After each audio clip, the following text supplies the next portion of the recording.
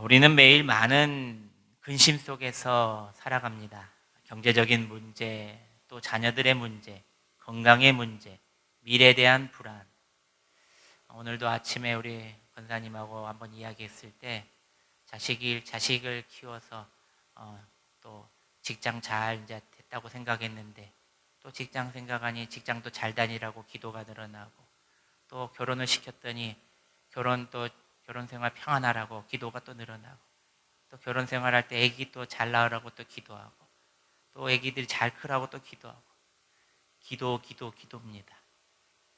하지만 문제는 환경이 아니라 먼저 우리의 마음이 문제다라는 겁니다. 환경이 변하기 전에 하나님께서는 먼저 우리 마음이 변하기를 원하신다는 것입니다. 오늘 본문 잠언 17장 15절에서 28절 말씀은 근심 많은 세상 속에서 믿음으로 사는 자의 태도를 아주 실제적으로 보여주고 있습니다. 특별히 오늘 말씀은 이렇게 우리에게 큰 도전을 요구합니다. 너희는 믿고 헛된 말과 분노와 근심을 내려놓으라.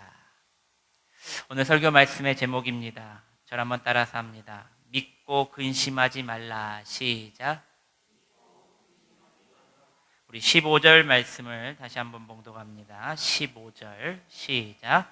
악인을 의롭다 하고 의인을 악하다 하는 이 두 사람은 다 여호와께 미움을 받느니라.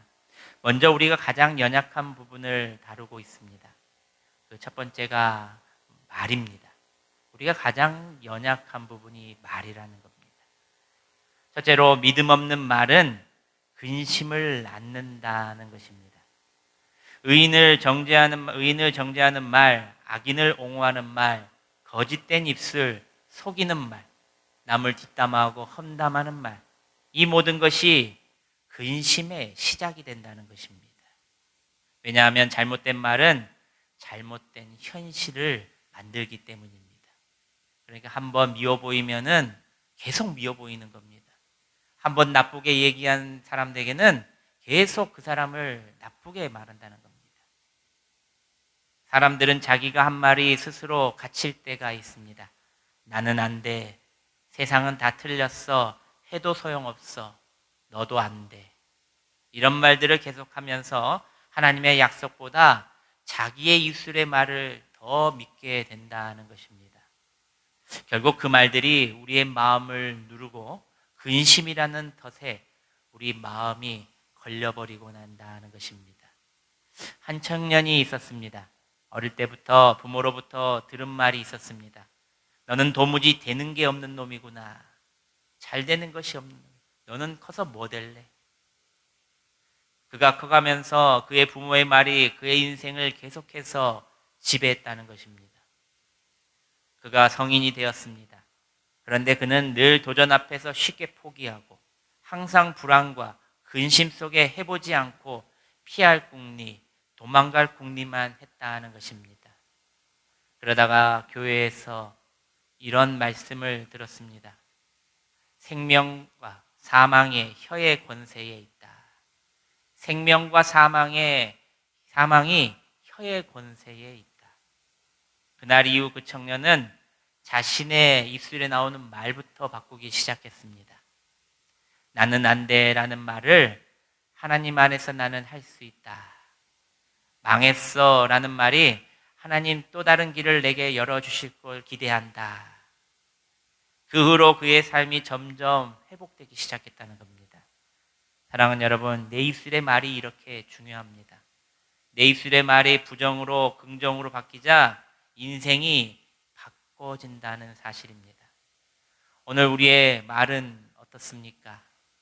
불평입니까? 근심입니까? 험담입니까? 아니면 믿음의 말입니까? 말이 바뀌면 생각이 바뀌고 생각이 바뀌면 삶이 변한다는 것을 기억하시기를 바랍니다.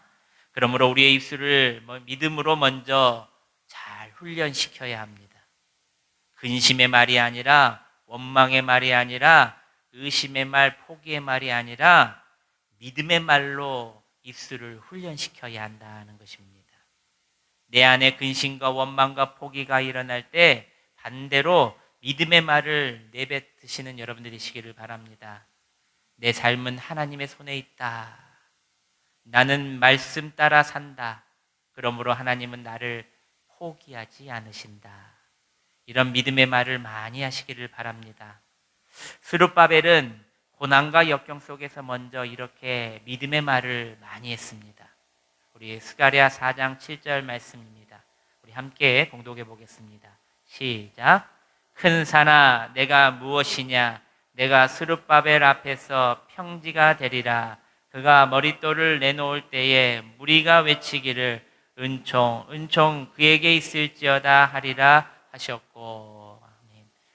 저를 한번 따라서 합니다. 큰 산아 내가 무엇이냐? 내가 스룹바벨 앞에서 평지가 되리라.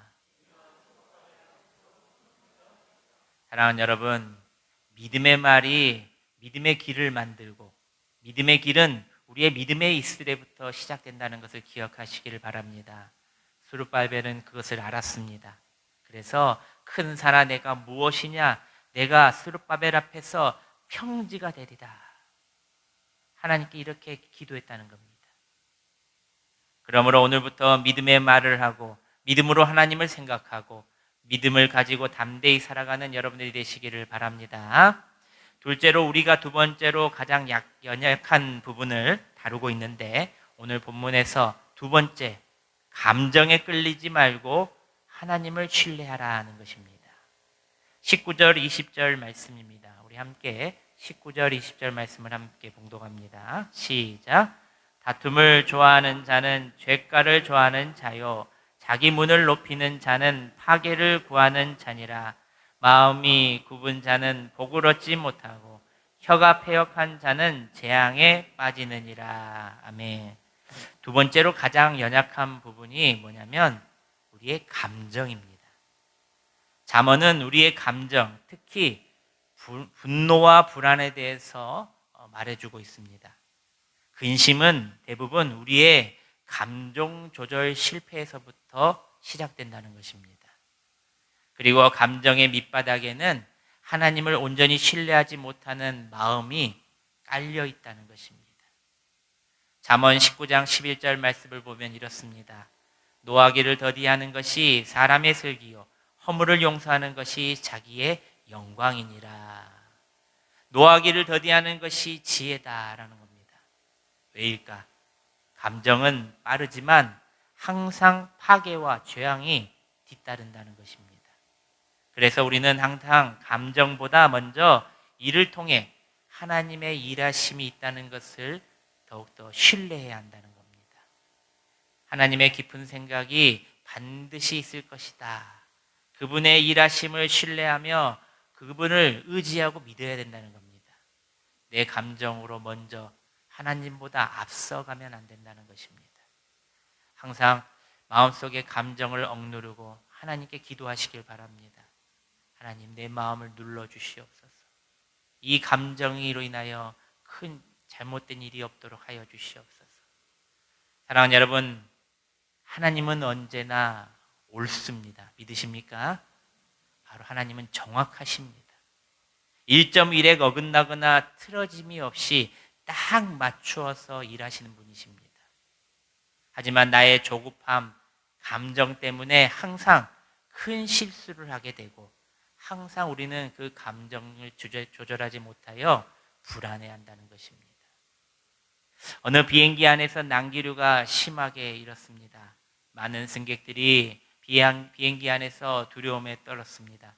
그런데 한 아이만 평온하게 색칠놀이를 하고 있었습니다. 옆에 있던 아저씨가 놀래서 아이에게 물었습니다. 얘야, 무섭지 않니? 그 아이가 대답합니다. 안 무서워요.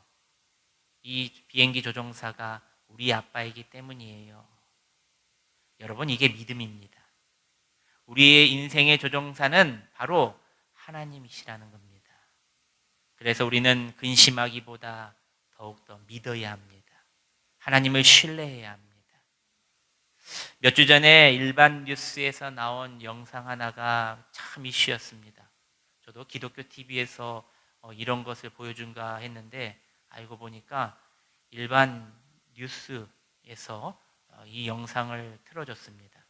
한 아이가 엘리베이터 고장에 갇혀버린 상황 속의 모습을 담은 CCTV를 보여주면서 말하는 내용이었습니다. 영상 준비되셨죠? 한번 보여주시죠. 엘리베이터에 갇힌 한 아이, 어쩔 줄 몰라 하며 발을 동동 구릅니다. 곧이어 두 손을 꼭 모으고 웅크려 앉아 기도를 시작하는데요. 이 소년의 기도가 통한 걸까요? 잠시 후 엘리베이터 문이 열립니다. 소년은 잠시 머뭇거리더니 이내 엘리베이터에서 나가 탈출합니다. 현지 시각 28일 프리프레스 저널이 보도한 엘리베이터 CCTV에 엘리베이터에 갇힌 어린 소년의 모습이 화제인데요. 영상 속 아이는 겁에 질린 채 주님 문을 열어주세요. 조금 무섭지만 주님이 저와 함께 계신 걸 알아요 라고 속삭입니다. Jesus, por favor, abre a porta do elevador. Eu tô com um pouquinho de medo, mas eu sei que o Senhor cuida de mim. 아이가 기도를 마치고 아멘이라고 말하는 그 순간 굳게 닫혀있던 엘리베이터 문이 활짝 열립니다. 조금 놀란 듯 뒷걸음질 치던 소녀는 문이 닫히기 전 재빨리 엘리베이터에서 탈출하는데요. 영상은 SNS를 중심으로 빠르게 확산하며 감동을 주고 있습니다. 네티즌들은 아이의 순수함이 너무 아름답다. 두려운 상황에서 바로 기도할 수 있는 신앙심이 대단하다. 혼자 무서웠을 텐데 장하다 등의 반응이 이어집니다. 너무 귀엽지요? 우리에게 이런 순수한 믿음이 있기를 바랍니다. 앞날이 보이지 않아서 내 주머니 사정이 사업이 어려워서 자녀의 문제들 때문에 그러나 오늘 잠언의 말씀은 우리에게 이렇게 말합니다. 24절 말씀입니다. 우리 함께 봉독합니다. 시작. 지혜는 명철한 자 앞에 있거늘 미련한 자는 눈을 땅 끝에 두느니라. 아멘. 땅을 보지 말고 하나님을 보라는 겁니다. 여러분, 앞에 있는 것만 보지 말고 뒤에서 계시는 하나님을 보라는 겁니다. 우리를 지키시고 인도하시는 하나님. 그러므로 감정에 먼저 끌려가지 말고 하나님을 더욱더 신뢰하는 여러분이 되시기를 바랍니다. 우리의 불안, 분노, 두려움, 근심 속에서도 하나님께서는 여전히 그곳에서 우리를 지켜보시고 일하십니다. 우리가 할 일은 단 하나입니다. 믿는 것, 끝까지 신뢰하는 것. 오늘 이 시간 이후로 내 감정이 아니라 하나님의 신실하심을 붙잡고 하나님의 계획이 반드시 나에게 있음을 확신하며 믿음으로 살아가는 저와 여러분들이 되시기를 바랍니다. 마지막 셋째로 우리가 연약한 부분을 다룰 수 있는 이 지혜는 27절, 28절 말씀에 나와 있습니다. 우리 먼저 27절, 28절 말씀을 함께 봉독합니다. 시작. 말을 아끼는 자는 지식이 있고 성품이 냉철한 자는 명철하니라. 미련한 자라도 잠잠하면 지혜로운 자로 여겨지고 그의 입술을 닫으면 슬기로운 자로 여겨지느니라. 아멘. 마지막 셋째는 바로 지혜로운 침묵과 절제는 근심을 이긴다는 겁니다. 사람의 근심 대부분은 말과 생각이 멈추지 않기 때문입니다. 계속 곱씹는 말, 자기를 괴롭히는 생각, 끊임없는 상상. 그러나 하나님께서 이를 멈출 줄 아는 자가 지혜자이다 말합니다. 침묵의 영성이라는 침묵의 영성을 언급한 인물들이 있습니다. 우리가 잘 알고 있는 토마스 머튼이라는 사람, 마더 테레사, 리처드 포스터. 이들은 침묵을 신앙의 중요한 요소로 강조한 사람들입니다. 침묵이란 단순히 말을 하지 않는 것을 넘어서 자신을 비우고 하나님을 더 깊이 만나기 위한 영적 수련의 방법으로 여겼다는 것입니다. 침묵은 약한 것이 아닙니다. 영적 성숙의 모습입니다. 왜냐하면 입을 다스리는 사람은 마음을 다스릴 줄 알기 때문입니다. 할렐루야. 우리는 너무 많은 말하는 시대에 살고 있습니다. 말이 너무 많은 시대. 인터넷 그리고 핸드폰에만 들여봐도 분노의 언어들로 가득 찹니다. 또 댓글의 논쟁. 이제는 손가락으로 쓰는 디지털 언어까지 입술에 나오는 말이 아니라 생각에 나오는 말을 사람들이 자유스럽게 표현을 합니다. 그것이 좋은 말이 아니라 나쁜 말이 더 많다는 것입니다. 하나님께서는 이 모든 것으로부터 침묵함이 지혜다라고 말합니다. 왜일까? 바로 말부터 오는 근심을 침묵의 지혜로 막을 수 있기 때문입니다. 할렐루야. 여러분, 침묵할 때 이 근심들이 우리에게서 떠나간다는 것입니다. 사랑하는 여러분, 말씀을 맺습니다. 오늘 잠언 17장이 말해주는 지혜는 첫째로 믿음 없는 말은 근심을 낳지만 믿음의 말은 길을 연다는 것입니다. 입술의 말이 인생의 방향을 결정합니다. 그러므로 오늘부터 부정의 말이 아니라 믿음의 말로 하루를 여시는 여러분 되시기를 바랍니다. 하나님, 날씨가 좋습니다. 좋은 날씨 주심에 감사합니다. 하나님, 이렇게 좋은 공기 주셔서 감사합니다. 이렇게 건강함 주셔서 감사합니다. 이런 믿음의 말로 하루를 여시길 바랍니다. 두 번째로 감정에 끌려가지 말고 하나님을 신뢰하라고 말합니다. 우리 인생의 조종사는 누구십니까? 하나님이십니다. 그러니 내가 내 감정대로 쏟아놓고 내 감정대로 마음대로 하며 살아가는 것은 근심을 초래하는 일입니다. 눈에 보이는 상황이 아니라 보이지 않는 하나님의 손길을 더욱더 믿고 신뢰하며 내 감정부터 먼저 잘 조절하여 끝까지 하나님께 내어 맡기는 여러분들이 되시기를 바랍니다. 마지막 셋째로 침묵과 절제의 지혜가 근심을 이긴다라고 말했습니다. 말을 멈출 줄 아는 사람, 생각을 멈추고 하나님께 묵상할 줄 아는 사람이 결국 평안을 누린다는 것입니다. 사랑하는 여러분, 이 세상은 더욱더 불안하고 복잡하고 시끄러워져 갑니다. 이것을 따라하다 보면 오직 우리에게 찾아오는 것은 두 글자입니다. 근심일 뿐입니다. 세상 것을 따라가고 세상 것을 따라하다 보면은 우리에게 찾아오는 것은 근심일 뿐이라는 겁니다. 그러나 오늘 잠언이에서 말씀하는 것처럼 하나님의 사람은 세상의 소음이 아니라 하나님의 음성을 따라 사는 사람이 지혜다라는 것을 말하고 있는 것입니다. 환경에 흔들리지 않고 감정에 끌려가지 않고 말씀 위에 인생을 세워가는 하늘의 지혜를 오늘도 얻어가시는 여러분들이 되시기를 주님의 이름으로 축원합니다. 기도하겠습니다.